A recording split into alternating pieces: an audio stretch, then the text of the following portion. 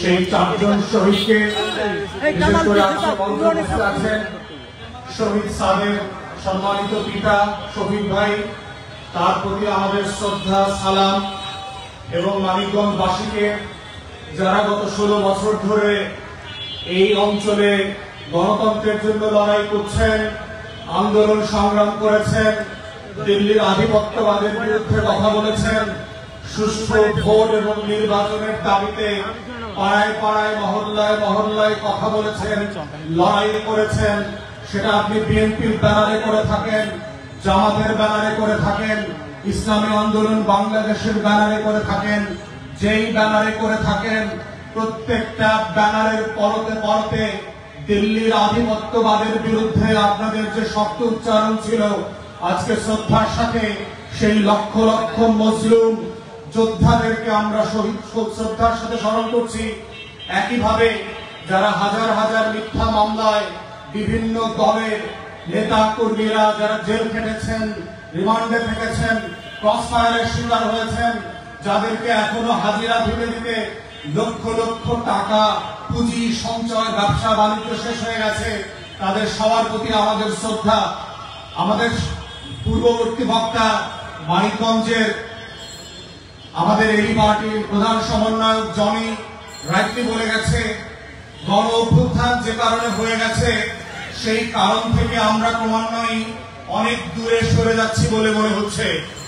তাই একটা জিনিস মাথায় রাখতে হবে, বাংলাদেশের ইতিহাসের সবচেয়ে সফল রাষ্ট্রনায়ক ছিলেন শহীদ প্রেসিডেন্ট জিয়াউর রহমান, এবং জিয়াউর রহমানের সময় উনি ওনার 3.5-4 বছরের আমলে বারবার কাজে কর্মে কথায় এবং আচরণ দিয়ে প্রমাণ করে দিয়েছেন যে এই বাংলাদেশের লাল সবুজের পতাকার প্রধানতম শত্রু কারা, তাদের বিরুদ্ধে কোন শকুনের চোখ রাঙানির বিরুদ্ধে বারবার আমাদেরকে লড়াই করতে হয়েছে, কোন শকুনরা আমাদের সীমান্তে আমাদের শ্রদ্ধার অংশদার হয়ে বন্ধুরূপে বারবার এসে চিলের মতো করে শিকার করে আমার সম্পদ নিয়ে যায়, কোন শকুনরা বাংলাদেশে ভিন্ন ভিন্ন নামে ট্রানজিটের নামে আমার স্বাধীনতাকে ক্ষুণ্ণ করে, কোন শকুনেরা চিল হয়ে আমার দেশে ট্রানজিটের নামে এবার থেকে ওপার তার সম্পত্তি ধারণ করছে।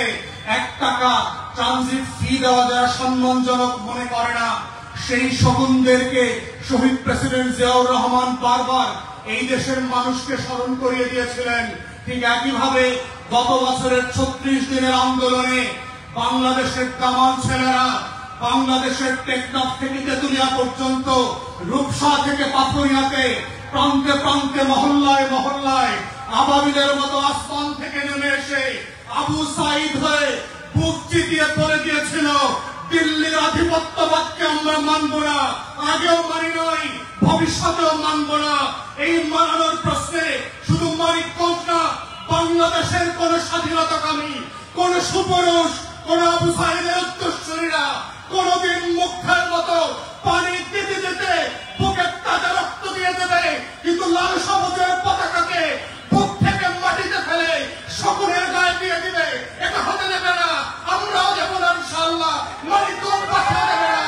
এটাই হচ্ছে 36 জুলাইয়ের নতুন বাংলাদেশ।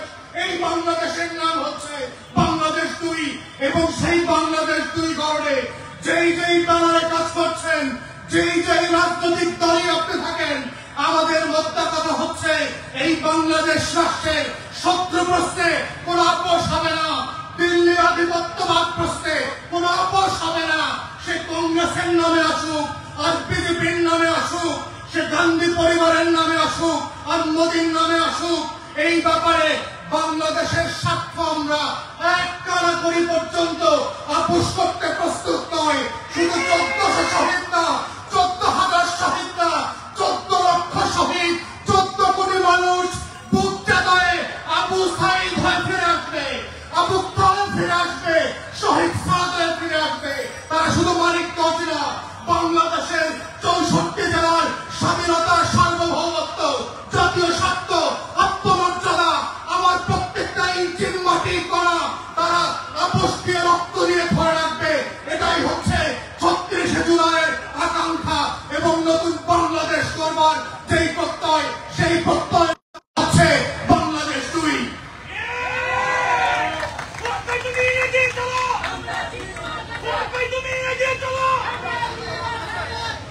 প্রিয় মানিকগঞ্জবাসী, গণঅভ্যুত্থান হয়ে যাওয়াটা যেমন বাংলাদেশের ইতিহাসের শত শত বছরের আমাদের গৌরব গাথার অংশ, ঠিক একইভাবে মাথায় রাখতে হবে যে এই বাংলাদেশটাকে আমরা কিভাবে আগামী বছরগুলোতে, আগামী দশকগুলোতে, আগামী শতবর্ষে কিভাবে স্বাধীন রাখতে পারি। মাথায় রাখতে হবে আজাদির লড়াইতে সফল হওয়ার ইতিহাস যেমন আছে, আজাদি হারিয়ে পরাধীন হওয়ার ইতিহাসও কিন্তু পৃথিবীর মানচিত্রে আছে। বেশি দূরে যেতে হবে না, ভারতের ভিতরে সিকিমের দিকে তাকান, ৭৫ পর্যন্ত তারা কিন্তু স্বাধীন রাষ্ট্র ছিল। হায়দ্রাবাদের দিকে তাকান, শত শত বছর ধরে এই ভারতবর্ষের সবচেয়ে ধনী মহারাজা ছিল। ভুবনের দিকে তাকান, বিহার স্বাধীন রাষ্ট্র ছিল। পাঞ্জাবের দিকে তাকান, স্বাধীন প্রভিন্স ছিল। জুনাগড়ের দিকে তাকান, গোয়ার দিকে তাকান। এইরকম শত শত প্রিন্সলি স্টেট কিভাবে গত ১০০ বছরের ভিতরে, গত ৮০ বছরের ভিতরে ভারত কিভাবে দখল করে নিয়েছে, সেই ইতিহাস যদি আপনি না জানেন তাহলে মনে রাখবেন নিজের অজান্তে আপনার স্বাধীনতা বিক্রি করে দেবে আপনার ভোটে নির্বাচিত এমপি মন্ত্রীরা। বিভিন্ন ব্যানারে ব্যানারে আসবে, জাতীয়তাবাদের কথা বলবে, ইসলামী মূল্যবোধের কথা বলবে, আবার আওয়ামী রাজনীতির বিনির্মাণের কথাও বলবে। এসালামের টাকা শুধু হাসিনা খায় না, বাংলাদেশের বর্তমানের অনেক রাজনৈতিক দলে অনেক রাজনৈতিক নেতারাই এসালামের টাকায় ব্যবসা করছেন, খাচ্ছেন, যাচ্ছেন, ছেলে মেয়েদেরকে দেশে বিদেশে পড়াচ্ছেন। অতএব এই জায়গাতে মাথায় রাখতে হবে ১৭৫৭ সালের ২৩ জুন কিভাবে এই স্বাধীন নবাবী বাংলার পতন ঘটেছিল। কারা কারা আজকে আমার আপনার মধ্যে বাস করে মির্জাফরের রোল প্লে করছে, কারা কারা আপনার আমার মতো কাপড় পরে অমিতাভ জগৎ শেঠের রোল প্লে করছে, কারা কারা জাতীয়তাবাদী আর ইসলামী দলগুলোর ভিতরে বাস করে ফাঁসিদি বেগমের রোল প্লে করছে, কৃষ্ণপদ রায় চৌধুরীর মতো করে বাংলাদেশকে বিক্রি করে দিচ্ছে। এই মানুষগুলোকে চেনাও হচ্ছে গণ অভ্যুত্থানের পক্ষের শক্তি এবং ব্যক্তিদের জন্য জরুরি। যদি আপনি চান বাংলাদেশ হায়দ্রাবাদ না হোক, যদি আপনি চান এই বাংলাদেশ স্বাধীন থাকবে, সিকিম হবে না, ভুটান হবে না, নেপাল হবে না, হায়দ্রাবাদ হবে না, কাশ্মীর হবে না, তাহলে আপনাকেও আপনার সমাজের ঘাপটি মেরে থাকা সেই মির্জাফর আর ফাঁসিদি বেগমদেরকে, সেই জগৎ শেখ, রায়দুল্লাহ আর অমিতাভদেরকে চিনতে হবে। তারা কারা কোন দলে, তারা আগামী দিনেও আওয়ামী লীগকে নির্বাচনে চায়, জাতীয় পার্টিকে নির্বাচনে চায়, তার মধ্য দিয়ে এসালামের টাকায় আওয়ামী লীগকে পুনর্বাসন করতে চায়, আমাদের ১৪০০ শহীদের রক্তের সাথে গদ্দারি করতে চায়, শহীদ সাদের রক্তের সাথে বেঈমানি করতে চায়, মুগ্ধের রক্তের সাথে আবু সাঈদ আল-নাফিয়ানের রক্তের সাথে গদ্দারি করতে চায়। সেই গাদ্দারদেরকে আপনাকে চিনতে হবে। যদি মনে করে থাকেন নীরবে নিভৃতে বাসায় বসে টিভিতে বসে সোফা দেখবেন আর টকশো দেখবেন, দেখতে দেখতে আজাদির পতাকা হারিয়ে যাবে। ঘুম থেকে উঠে দেখবেন ভিন্ন রঙের কাপড় পরে আপনার পুলিশ, আপনার বিডিআর অন্য দেশের মানুষের হয়ে গান গাইছে।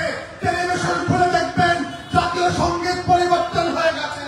এইভাবেই দুনিয়াতে শত শত বছরের আজাদির লড়াই পরাধীনতায় পর্যবেসিত হয়েছে। তাই গণ অভ্যুত্থানের পক্ষের শক্তি যারা বাংলাদেশকে ভালোবাসেন, লাল সমাজের পক্ষের মানুষ, আপনাদেরকে মাথায় রাখতে হবে তারা আজকে বিভিন্ন ব্যানারে বিভিন্ন ভাবে আওয়ামী লীগকে ফিরিয়ে আনতে চায়, এসালামের টাকায় জাতীয় পার্টির নির্বাচন করতে চায়। ওরা বাংলাদেশের মানুষ না, ওরা দিল্লির গোলাম। যে পার্টি থেকে আসে, যে ব্যানারে আসে, ও গণ অভ্যুত্থানের শত্রু। ও আমার ১৪০০ শহীদের রক্তের গদ্দার মির্জাফর আর ফাঁসিদি বেগম। তাদেরকে কোনোভাবে আগামী দিনের রাজনীতি নির্বাচন করতে আমরা এলাও করবো না। এটাই হচ্ছে গণ অভ্যুত্থানের প্রেরণা, আকাঙ্ক্ষার বাংলাদেশ দুই, এবং এটাই হচ্ছে জুলাই সনদ বাস্তবায়নের একমাত্র শব্দ।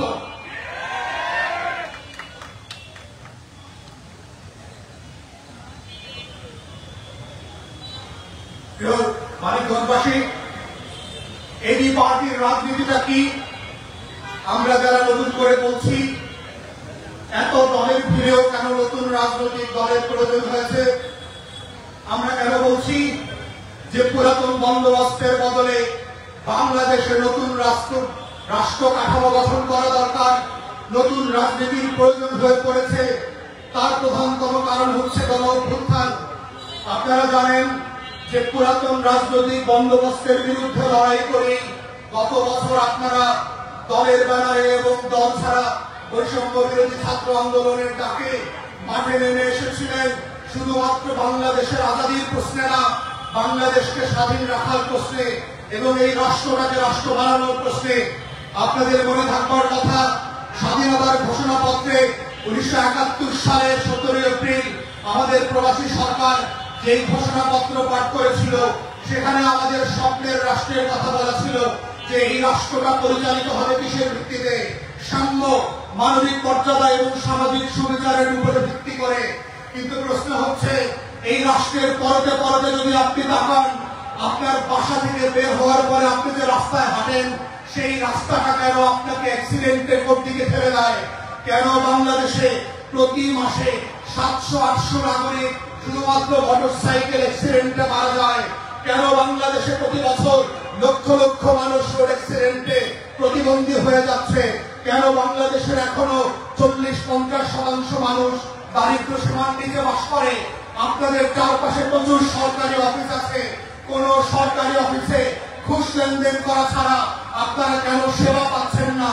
আপনার বাড়ির সামনে ড্রেনে ময়লার পানি, বৃষ্টির পানি, সুয়েজের পানি একাকার হয়ে যাচ্ছে।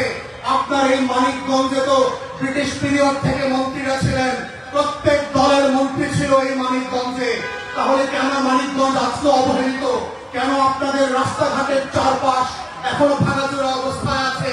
কেন মানিকগঞ্জের স্কুল কলেজের বেহাল দশা? কেন মানিকগঞ্জের প্রত্যেকটা পরিবারে আজকে বেকারত্বের অভিশাপ করছে? মাদক কেন? মাদক এইখানে মাদক এবং চাঁদাবাজিতে সিন্ডিকেটে ভরে গেছে।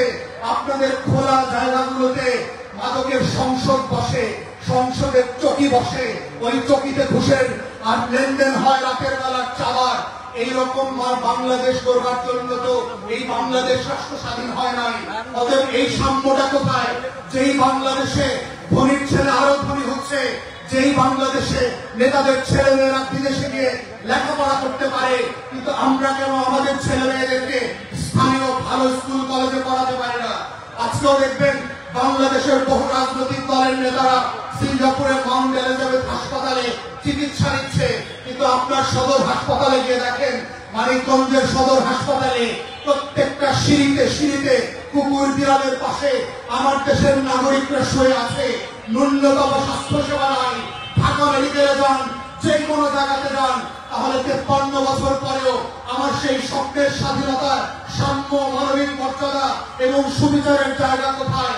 আপনি আদালত পাড়ায় যান, অবিচারের মিথ্যা মামলায় মানিকগঞ্জ শুধু না পুরো বাংলাদেশ ছেয়ে গেছে। তাহলে সেই ইনসাফের লড়াই করে যেই বাংলাদেশটা আমরা স্বাধীন করেছি, সেই বাংলাদেশের পরতে পরতে প্রত্যেকটা প্রতিষ্ঠানে কেন বেইনসাফের ঠিকাদারি জমেছে? কেন বক্রাবাজদেরকে ছাড়া বাংলাদেশে কোন ফুটপাতে হাঁটা যায় না? বাংলাদেশে প্রত্যেকটা tempo stand, bus stand, truck স্ট্যান্ডে চাঁদাবাজি, হাটঘাট, মাঠ দখলের চেয়ে ইজারা ব্যবসা শুরু হয়েছে। এই ব্যবসার মধ্য দিয়ে যে বাংলাদেশ তৈরি হয়েছে, এই বাংলাদেশের জন্য ৭১ আমাদের হাজার হাজার মুক্তিযোদ্ধারা জীবন দেয় নাই, লড়াই করে নাই। ১৪০০ শহীদরা গত বছর ৩৬শে জুলাই করে নাই। তাহলে আমার সেই স্বপ্নের বাংলাদেশটা কোথায়? যেই বাংলাদেশটার জন্য আমাদের রক্তের পরতে পরতে প্রত্যেক দিন আমি আপনি খুঁজি। প্রত্যেকটা সরকারি অফিসে গেলে মনে হবে আপনি ভিন দেশ থেকে এসেছেন। এরা আপনার দেশের মানুষ না। টেবিল থেকে ফাইল নড়ে না, এই টেবিল থেকে ওই টেবিলে যায় না। নোট না দিলে, টাকা না দিলে কোনো সেবা পাওয়া যায় না। এই কেমন বাংলাদেশ? সেই বাংলাদেশটা বদলে দেওয়ার যে রাজনীতি, সেই রাজনীতিকে আমরা বলছি সেবা এবং সমস্যা সমাধানের রাজনীতি। যেইটা জনগণের ভোগান্তি, সেইটা দূর করবার রাজনীতি হচ্ছে সেবা এবং সমস্যা সমাধানের রাজনীতি। এবং আপনাদের যেটা কষ্ট, আপনাদের যেটা দুঃখ, যেটার জন্য লড়াই করা হচ্ছে এই পার্টির রাজনীতি। আপনার যেখানে ভোগান্তি, সেই ভোগান্তিকে নিয়ে সরকারের সাথে, রাষ্ট্রের সাথে নেগোসিয়েট করা, ঝগড়া করা, তদবির করা, মিছিল মিটিং করা, সেই রাজনীতির নাম হচ্ছে সেবা এবং সমস্যা সমাধানের রাজনীতি। আমাদের রাজনীতির ভিতরে বংশ পরম্পরার কোন জায়গা থাকবে না। কৃষকের ছেলে হোক, মুজির ছেলে হোক, হিন্দুর ছেলে হোক আর মুসলমানের মেয়ে হোক, যদি যোগ্য হয়, যেই যেখানে চাকরি পাওয়ার উপযুক্ত তাকে সেখানে যোগ্যতার ভিত্তিতে চাকরি দিতে হবে। এটাই হচ্ছে নতুন বাংলাদেশের রাজনীতি। নতুন বাংলাদেশের রাজনীতিতে কে ছোট লোকের ছেলে আর কেউ বড় লোকের ছেলে, কে রাজবংশের ছেলে আর কেউ ফকিরের ছেলে, কে গুলশান বনানীতে বড় হয়েছে আর কে বস্তিতে বড় হয়েছে, সেটা কোনো গ্রহণযোগ্য মাপকাঠি হবে না। 53 বছর পরে এসে কেউ মাদ্রাসার ছেলে মেয়েদেরকে, দাড়িওয়ালা টুপিওয়ালা মানুষদেরকে ধরে নিয়ে রাতের বেলায় জঙ্গি নাটক সাজিয়ে হাজারে হাজারে শত শত খুন খারাপি করা, রাস্তার পেশে লাশ পানিতে ফেলে দেওয়া, জানাজা হইতে না পারা, সেই বাংলাদেশ আমরা আর ফেরত আনতে দেব না। এই বাংলাদেশে যে নামে যে রাজনীতি করতে চান করতে পারবেন, গণতন্ত্রের মূল্যবোধ মেনে সবাই সবার সমালোচনা করবেন, প্রতিপক্ষের যুক্তি তর্ক দিয়ে প্রতিপক্ষকে হারাতে হবে, কিন্তু গণতন্ত্রের মূল্যবোধের বাইরে কাউকে স্ল্যাং বলা, অপদস্থ করা, কোনো মিথ্যা ভাষা দিয়ে, অশ্রাব্য ভাষা দিয়ে, নিউ ইয়র্কে যেটা ছাত্রলীগ যুবলীগ নামক বদমাইশা করেছে, এই ভাষার রাজনীতি বাংলাদেশে আমরা দেখতে চাই না। আমরা গণতন্ত্রের রাজনীতি দেখতে চাই। সব রাজনৈতিক দল গণ অভ্যুত্থানের পক্ষে শক্তিগুলো মিলে আমরা সেই বাংলাদেশ করব এবং সেই বাংলাদেশটা করতে হবে। সাম্প্রতিক সময়ে ঐক্যমত্য কমিশনে আমরা সবাই আলোচনা করে যে জুলাই সনদ তৈরি করেছি, সেই সনদ বাস্তবায়নের মধ্য দিয়ে, যেই সনদের মধ্য দিয়ে, বাস্তবায়নের মধ্য দিয়ে আগামী গণ অভ্যুত্থানের বাংলাদেশটা বিনির্মিত হবে। যেই সনদের ভিত্তিতে আগামী ফেব্রুয়ারিতে নির্বাচন হবে, সংসদ গঠিত হবে, আইন পরিবর্তন হবে, সনদকে বাস্তবায়ন দেওয়া হবে এবং যেই সনদের মধ্য দিয়ে গণ অভ্যুত্থানের যে আকাঙ্ক্ষা ছিল, যে আকাঙ্ক্ষার জন্য এবি পার্টি গত 6 বছর ধরে লড়াই করছে, ফ্যাসিবাদের বিরুদ্ধে কথা বলেছে, আন্দোলনের সংগ্রামে জনগণের পক্ষে আওয়াজ তুলেছে, গণতন্ত্রের মুক্তির লড়াইয়ের জন্য কথা বলেছে, বিএনপি, জামাত, ইসলামী আন্দোলন থেকে, হেফাজত থেকে শুরু করে বাংলাদেশের মুসলিম জনগোষ্ঠীর পক্ষে কথা বলেছে, লড়াই করেছে। সেই রাজনীতির নাম হচ্ছে নতুন বাংলাদেশ পন্থী রাজনীতি। এই বাংলাদেশ পন্থী রাজনীতির জায়গাতে হচ্ছে এবি পার্টি সমস্যা সমাধানের রাজনীতিকে ইন্ট্রোডিউস করে যেই রোল মডেল কান্ট্রি করতে চায়, সেই দেশটার নাম হবে কল্যাণ রাষ্ট্র। যেই রাষ্ট্রে আপনার ছেলে মেয়েদেরকে আমাজনের জঙ্গলে 3 মাস পাড়ি দিয়ে আমেরিকাতে অবৈধভাবে ঢুকতে হবে না, সাইবেরিয়ার বরফ মণ্ডিত মেসিডোনিয়া এবং সেন্ট্রাল এশিয়াতে থেকে মাসের পর মাস কঙ্কাল হয়ে পড়তে হবে না। সেই বাংলাদেশটা আমরা তৈরি করতে চাই এবং সেই বাংলাদেশ তৈরি করতে আপনাদের মানিকগঞ্জবাসীর পক্ষে আমরা আহ্বান করছি, আপনারা শরীক হন, সবাই মিলে এই লড়াইতে শরীক হয়ে নতুন একটা রাষ্ট্র এবং রাজনীতি নির্মাণ করবার মধ্য দিয়ে আমরা বাংলাদেশটাকে বদলে দিতে চাই। মুক্তিযুদ্ধের বাংলাদেশকে নিয়ে আসতে চাই, গণ অভ্যুত্থানের বাংলাদেশকে নিয়ে আসতে চাই, নবাব সলিমুল্লাহর সেই শতবর্ষের অধিকারের বাংলাদেশটাকে ফিরিয়ে আনতে চাই। লাহোর প্রস্তাবের ভিত্তিতে যেই পাকিস্তান রাষ্ট্র হয়েছিল কিন্তু অধিকার দিতে না পারার কারণে ব্যর্থ হয়েছে, সেই ব্যর্থতার কারণে বাংলাদেশকে আমরা হাঁটতে দিতে চাই না। বড় অধিকারের রাজনীতি প্রতিষ্ঠিত করে বাংলাদেশকে যেন জিতানো যায়, বাংলাদেশকে পৃথিবীতে সিঙ্গাপুর, মালয়েশিয়া, তাইওয়ানের মতো রাষ্ট্র বানানো যায়, সেই রাষ্ট্র বানানোর লড়াইয়ের নাম হচ্ছে এবি পার্টি। কল্যাণ রাষ্ট্র, অধিকারের রাজনীতি, সেবা ও সমস্যা সমাধানের রাজনীতি, সেই রাজনীতিতে সংযুক্ত হওয়ার আহ্বান জানিয়ে আমার বক্তব্য এখানে শেষ করছি। মানিকগঞ্জবাসীকে অসংখ্য ধন্যবাদ সবার মূল্যবান সময় করে আমাদের সাথে থাকবার জন্য। আসসালামু আলাইকুম।